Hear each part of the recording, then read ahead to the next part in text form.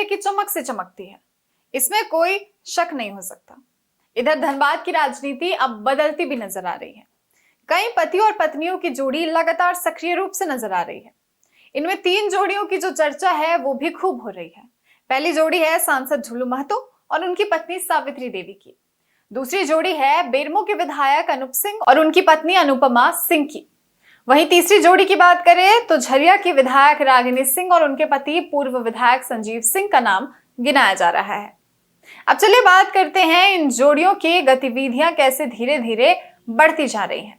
तीनों जोड़ी प्रत्यक्ष रूप से कोयला मजदूर संगठन से जुड़ी हुई है। धनबाद के सांसद झुल्लू महतो एकटक की राजनीति करते हैं। वो भाजपा में है लेकिन मजदूरों की राजनीति लाल झंडे में रहकर करते हैं। उनकी पत्नी सावित्री देवी भी पूरी तरीके से आजकल सक्रिय नजर आ रही हैं। धनबाद से लेकर बोकारो तक उनकी जो सक्रियता है वो देखने को मिल रही है।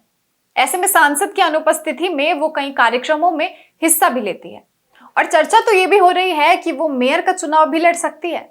हालांकि भाजपा सूत्रों का कहना है कि पार्टी में कह दिया गया है कि ऐसा मत कीजिए, क्योंकि वो खुद भाजपा के सांसद हैं और उनके भाई भाजपा के विधायक हैं।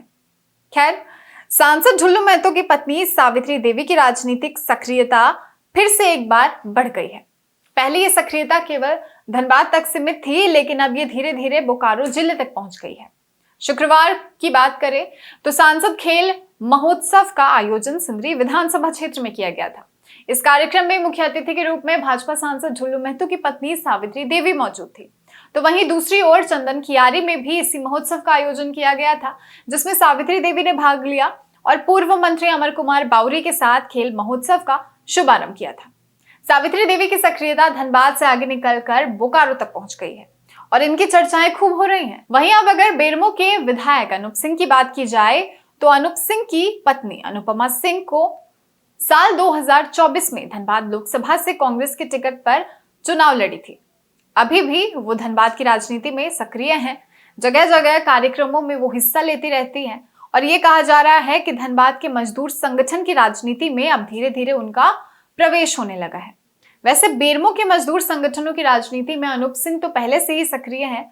हाँ, ये अलग बात है कि अनूप सिंह के पिता और कांग्रेस के कदावर नेता राजेंद्र बाबू कोयला मजदूरों की राजनीति कर कई पदों को सुशोभित कर चुके हैं।